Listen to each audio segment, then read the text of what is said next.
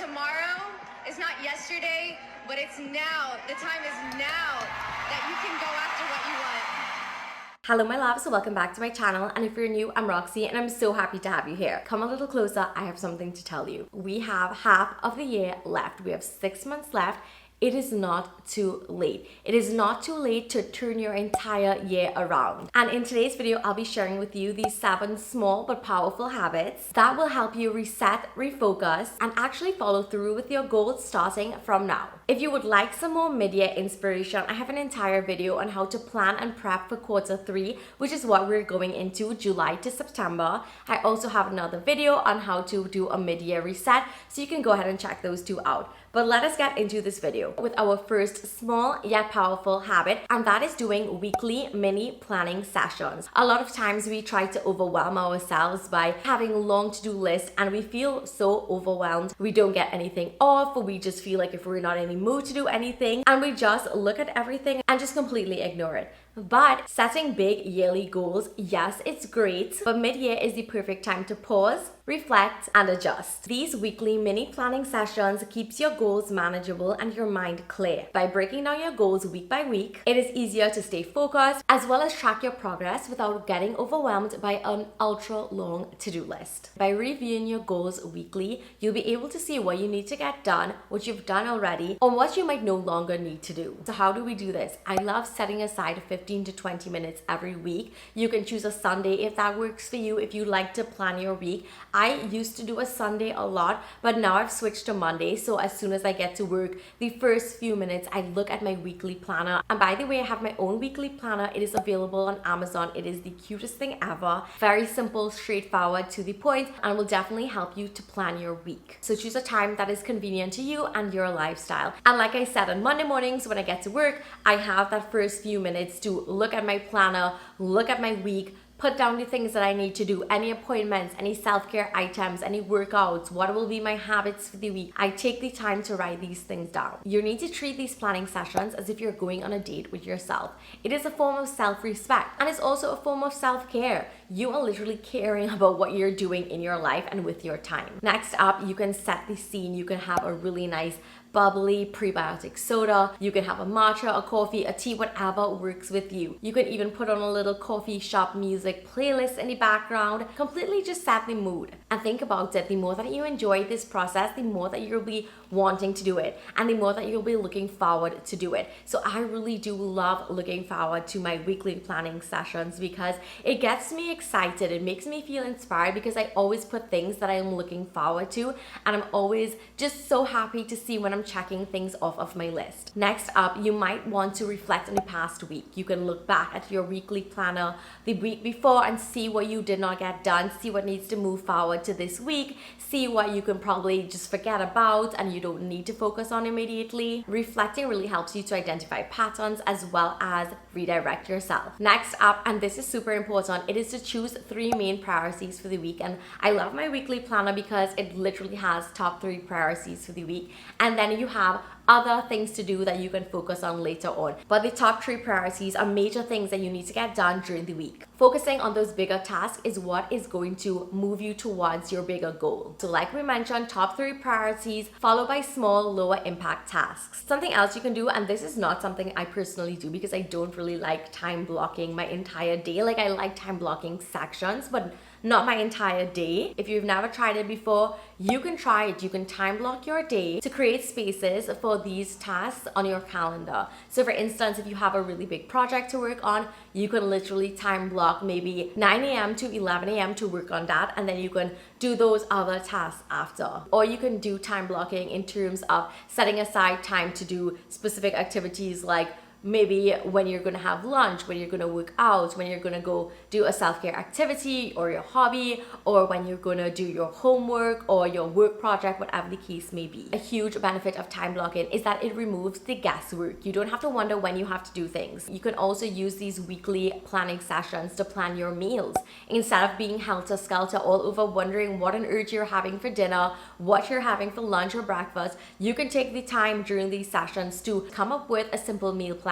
Maybe you're using this time to go on Pinterest to write down new recipes that you might want to try during the week. And of course, making time for self-care activities like reading or hobbies like we mentioned before. Planning for your meals, your workouts, and those calm moments in your day is so important, so you just wouldn't get lost in the hustle and bustle of life. Habit number 2 that you need to start implementing before the end of this year is having a midday digital detox. And I am just obsessed with this concept because I feel like it can literally be so life-changing. And I know it sounds dramatic, but hear me out. Whether you're work from home or at an office or 9-to-5 job, whatever the case may be, you might get so hooked on being by your desk all day, on your phones, on your computer. It's very rarely that we're not on our phones, on our computer at some point during the day, especially if you have like a desk job, especially if you have like an office job or work from home job. It becomes so difficult to step away from these devices because you're constantly plugged in, you're constantly glued to it. Your brain literally does not get the break that it needs to function at its best. A midday digital detox can help reduce stress, improve mental clarity, and refresh your focus for the rest of the day. Think about it. A lot of times when we're just on our computer, on our phone all day, and we take a second to go outside, even if it's just 10 to 15 minutes, a second to just talk to somebody without having our phones glued to our hands, doing something else, you feel so much better. It's like if your brain literally sighs of relief because you are disconnecting from these devices and you're channeling your energy and your focus elsewhere. A simple thing as having lunch with your coworkers and really just being in the moment, talking to them and enjoying your food, or stepping outside to do a little brisk walk around the block, it can make all the difference. Use this time as a mini creative recharge. And honestly, you'll find that if you're working on a project and sometimes you might be feeling stuck, stepping away from that screen, stepping away from these devices, most of the time sparks some sort of creative breakthrough. So how do you want to do this? Depending on your style of job, you might just have like 10 to 15 minutes to even do this, but that is better than nothing, honestly. And it will definitely serve you so much better than spending those 10 to 15 minutes scrolling mindlessly on your phone. So ideally, you want to take this break when you just start to feel very low in energy. And typically that is like around lunchtime or after lunch. You know, that midday slump that we feel where you're just like yawning, you feel mentally foggy, you're feeling sleepy and tired, you're not feeling to do anything. Next up, you want to go tech free like we talked about. Leave your phone in your bag or something like that, or in your desk. Get up and walk away from your computer. It's gonna be there when you get back to it, I promise. Just any digital devices of that kind, step away from it. And this is gonna help you break the cycle of constant notifications and screen overload. Not having these devices on you truly resist the urge from like mindlessly pulling it out of your pocket to scroll. Like sometimes you might be talking to somebody and you just realize that you're on the phone. It's the most random thing ever, and we don't realize that we're doing it because it became such a habit in our life. It's just part of who we are. Just not good habit, to be honest, to just be pulling out our phone every second to check something or just do some mindless scrolling. No, we're not about that life, especially since we have half of the year left to enjoy it and truly live it. Next up, you can get moving. Take a simple walk. And if you can't walk around the area or the block or whatever, you can literally just walk in the building or just walk in the front yard or in the backyard or wherever you have space and do a little bit of movement. Get up and do a simple brisk walk. If you really can't do this, you can maybe try to do some little stretches by your desk to really just release that tension from your body of just sitting down slumped and hunched. Probably I'm at my desk all day at my job, and I love taking a little break around lunchtime or after lunch when I'm start feeling really sluggish. I love going outside, and I have like work cats, and I love just spending some time with them. Honestly, I always say that my work cats are really amazing emotionally support animals. I feel so much better, like 10 times better, if I just go outside and take 10 minutes to play with them and come back inside and just get a new perspective on what I'm doing. If you need some more ideas on what you can do during this little midday digital detox, you could read a book, even 10 to 15 minutes, something fun, something that is just going to take you away from the mundane life that is happening around you. And again, we are reading a physical book and not a book on a screen, on a Kindle, on an iPad, on a computer. If you're not feeling in the mood to move or read anything, you can just simply sit in silence. You can just take a minute, take a few deep breaths, and just spend that time with yourself. Or you can even do a little brain dump, for instance. I will be talking about this more into detail very soon, so stay tuned for that. But you can do a brain dump, which is essentially just writing things down onto paper, like things that in your mind, no matter what it is, like random things. I know we have random thoughts all the time. writing this down onto paper can be a really refreshing and cathartic process. You could also do something that I have been obsessed with recently, and that is coloring. And I have the cutest bold and easy coloring book. It's a coloring book that I did with all of my drawings from my past planner and sticker collections, and I love it so much because it's very, very simple. It has beautiful, simple, very cute and girly designs that you can just literally color in about 15 minutes. Honestly, it does not take much effort. You can literally sit down, have your little pencil pouch of your markers, and enjoy coloring for just 10 to 15 minutes. It feels so good. You literally just zone out. It's so much fun. It's something that you'll really enjoy if you give it a try, and it really helps you to, again, disconnect and remove yourself from these digital devices. Something else you can even do is word search. Shameless plug again, but I have my All Things Girly word search book 1 and book 2. It is so much fun. Sit down during your break or after lunch, take a few minutes and literally do a quick word search puzzle, you guys. It is so life-changing, this simple act of a midday digital detox. If it is one thing that you take away from this video, it's definitely doing a midday digital detox. Do a little activity in that 10 to 15 minutes and you will see how much your perspective and your mental state is changed. Next little habit is to do a self-check-in at least once a day. We literally get so busy doing everything else that life throws at us. A lot of the times we tend to forget ourselves. We forget to check in on how are we feeling, what do we need, what do we need to pour into ourselves. This daily practice helps you to stay emotionally aligned with your needs, which is a key to maintaining a balanced life. You can't be all work and no play, no time for self-care activities, and expect to enjoy life. You're not going to enjoy life. You're going to get burnt out and overwhelmed. It is so easy to get stuck in this doing mode and this going mode. And this habit helps you to prioritize and acknowledge how you feel and what you may need. There are 2 simple ways that you can do this,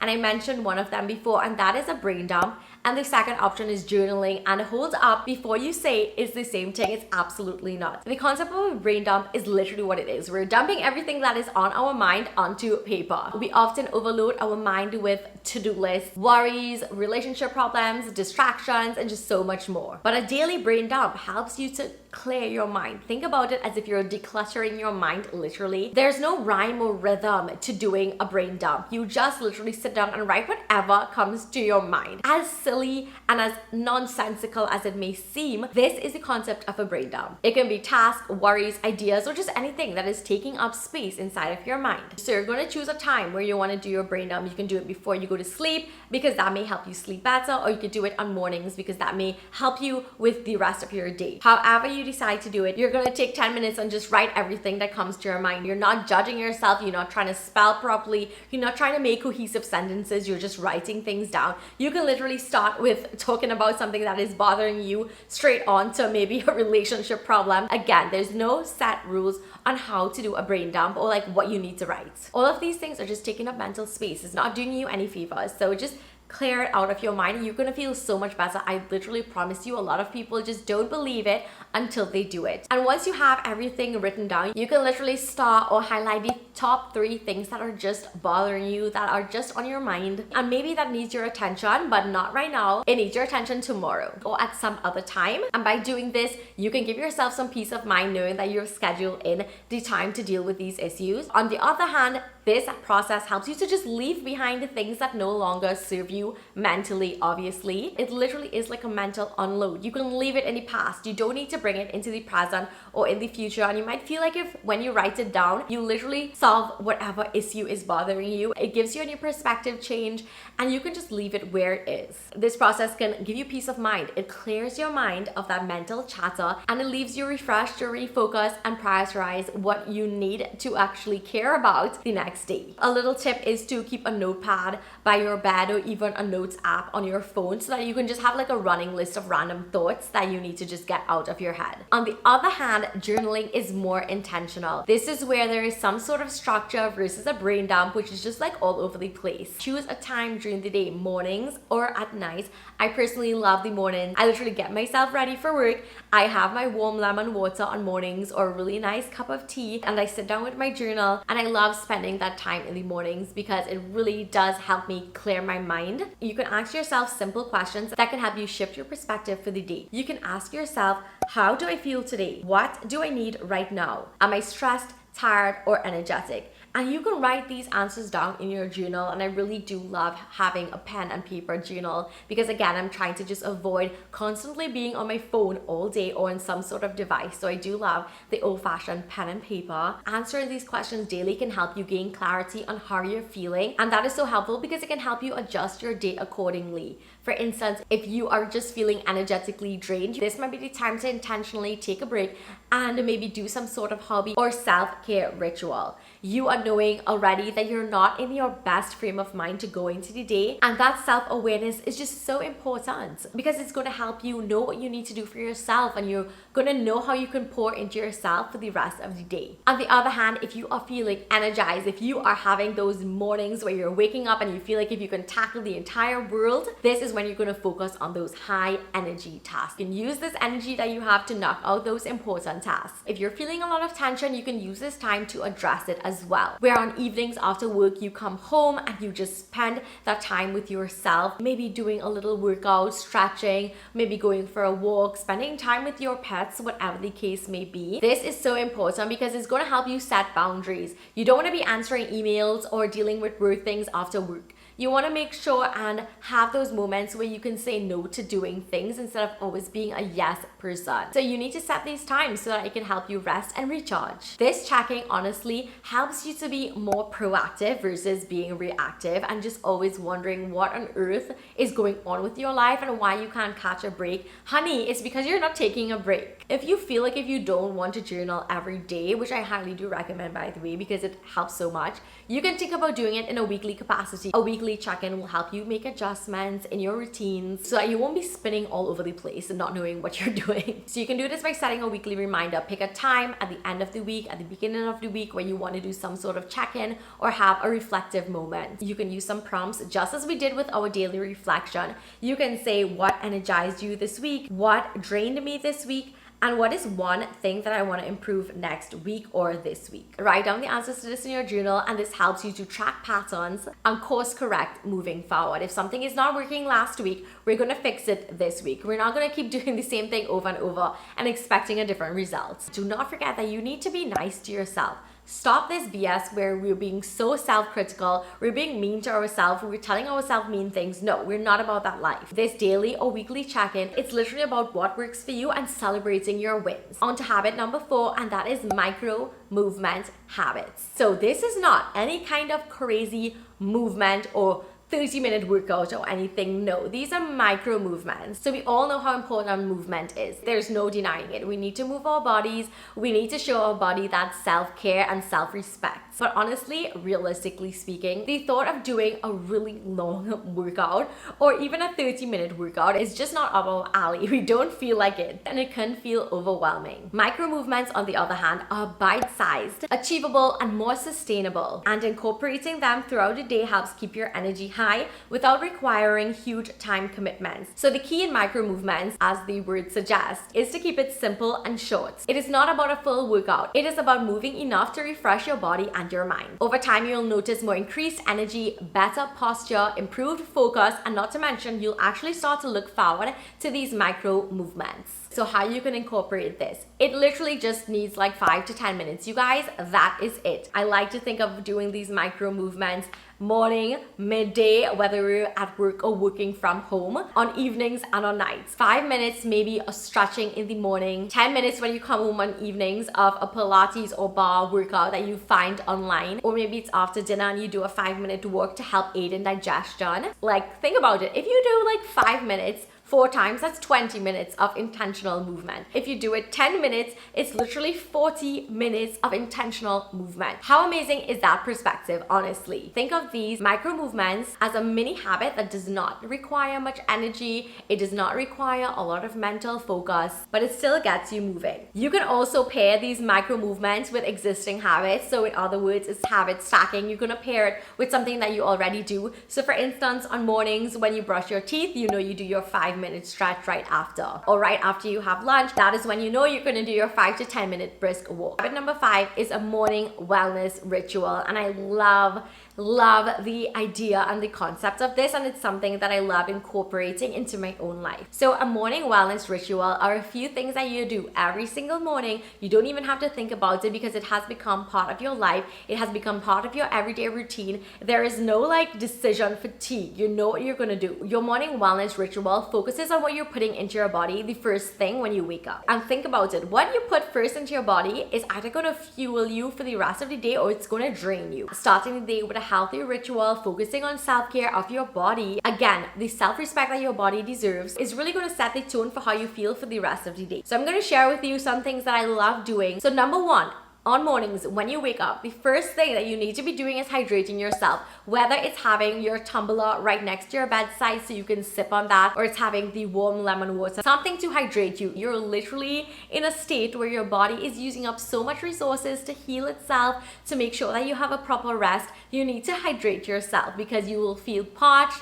your skin will feel dry, you just would not feel good until you have that first sip of water. It is also going to kickstart digestion and flush out your body. This is a simple and effective way to refresh your body. This literally costs barely anything, you guys. The first thing that you need to do is definitely hydrate yourself. Next up, in your morning wellness ritual, if you're someone who eats breakfast, you can focus on high fiber, high protein meals. Avoid anything sweet or savory on mornings because fiber and protein is what is going to keep you energized and is what is going to keep you full. Think of things like oats, chia seed pudding, or a smoothie with protein powder, or even scrambled eggs or tofu are all great options. You can prep your ingredients ahead to make your mornings easier. So for instance, you can prep your overnight oats, or you can cut up fruits for your smoothies the night before. So all you do is add your smoothie bags as well as the milk to have your smoothies readily available. And something else that I'm so obsessed with doing is my chia seed pudding. I love this. I feel like if I have the perfect recipe,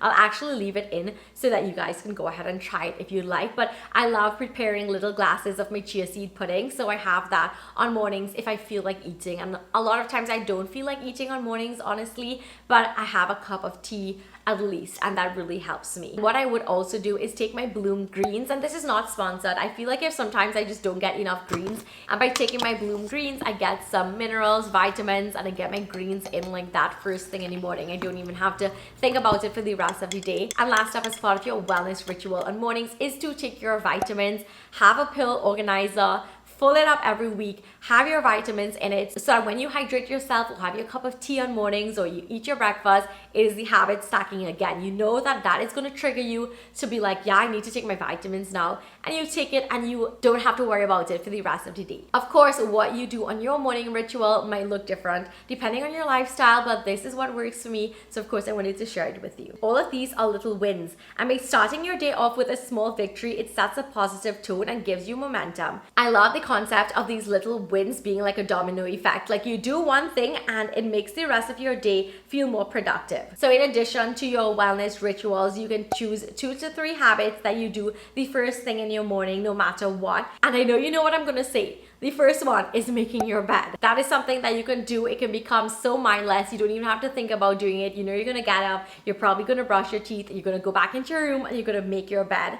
Something else you can do is open the blinds to let in sunlight, or open a window to get in fresh air. Habit number 6 that you need to start before the end of the year, and stay with me guys, we're almost there. I love this concept because it is so much fun, as you'll see. So we all know a cluttered space leads to a cluttered mind, but the one touch rule allows you to keep your space tidy without hours of cleaning or organization that is going to make you feel overwhelmed. A clean and tidy space helps with productivity, and it instantly boosts your mood. Think about how you feel when you walk into your home and you have waste piled up, clothes all over the place. You're gonna feel like, oh god, I don't want to be home right now, versus coming home after a long day and your home smells amazing. There's no dishes in the sink. Your space looks and feels so good. Compare your moods on both occasions and you'll really see why the one touch rule is literally for you, and it's such a fun little concept. So how you are going to do this, anything that you touch in your home, you're going to put it back immediately where it came from. Whether it is a dish, a shirt, or a book, you are going to put it back in its place immediately. So you're going to start with one area. So you're going to tackle a specific zone in your home, like your desk or your closet or your kitchen, and you're going to focus on keeping that one area clean first, and then you're gradually going to expand to other areas. It literally takes only 2 minutes to clean up, but it has a huge impact on how your space feels. Doing this throughout the day prevents clutter from building up and stressing you out later during the week. If you're working on a project at your desk, you can keep your workspace organized by decluttering as you go. If you're baking a cake in your kitchen, you can literally clean up as you go. The key is to do it as you go along, so you won't have a big overwhelming pile of clutter that you don't want to deal with. On to the last habit. We're finally here, you guys. The last habit that you need to start before the end of the year is an evening wind down routine, which makes sense because we already did our morning wellness ritual. So I love using these words because it makes you look forward to something. It's not going to feel like a chore to you. You have your morning wellness ritual where you really take care of yourself first thing in the morning, and now you have your evening wind down ritual. How good does that sound, honestly? So ending the day with intention is literally essential from transitioning that go and do mode into relaxation. A wind down routine helps your body and your mind to understand, hello, it is time to stop going and doing and just thinking too hard. It is now time to slow down. It is time to take a break. It is time to focus on ourselves and pour into our cups. And by doing this, it's literally going to improve your quality of sleep. And we all know how important it is to have a good night's sleep so that our bodies can heal and reset for the next day. So how do you want to start your evening wind down routine? You can start like 30 minutes before you go to bed. You can actually even set a reminder on your phone to let you know that it's like 9:30 at night, so that if you're going to sleep by 10 p.m., you know that you have that 30 minutes to relax and wind down. Next up, you want to dim the lights. Take off the harsh, white, bright fluorescent lights. Minimize the blue lights around you. Think about putting lamps in different corners of your home. I have a lamp on my kitchen counter, a lamp over my dining table, a lamp in the bedroom in the corner right by my entryway. So I literally start to switch out the bright lighting at night, so it's very warm, it's very cozy. You can even have fairy lights for a much inexpensive option. This is going to literally signal to your brain, you know what? It's no longer daytime. Let's start to relax and get ready for bed. Next up, you can engage in calming activities. Put the phones away, you guys. Put the devices away. Do something else that is going to help your brain wind down. You can do a simple stretch or a gentle flow before you go to sleep. That is going to help you release tension from your body that you may have stored during the day. You can read a book, and yes, a handheld physical book with pages that you can actually turn, and not a device, not a book on your Kindle, on your iPad, on your phone, wherever it may be. No, a handheld book, because again, you don't want to be looking at blue light because that is going to keep you awake. So a handheld book in a cozy reading nook that you set aside for yourself is going to give you that old school cozy book vibe. You can also journal or brain dump like we mentioned before. You can do a hobby. I'm currently building a puzzle right now. It's something that really helps me to zone out, and I'm also of course loving my coloring like I mentioned before, and just little activities that really help me to get off of my phone and spend some quality time with myself and just getting lost in doing it. Because a lot of times if you read a book or if you're doing a puzzle or coloring, you realize that your brain kind of switches off and you're not having to think too hard and you just kind of lose yourself. You know what I mean, you guys. If you know, you know. You can also play around with aromatherapy. You can have a diffuser with some calming lavender oil, or you can maybe light some candles around you. It's all about having those scents and creating that cozy mood. And last up, and this is something that you probably know I'm gonna say, and that is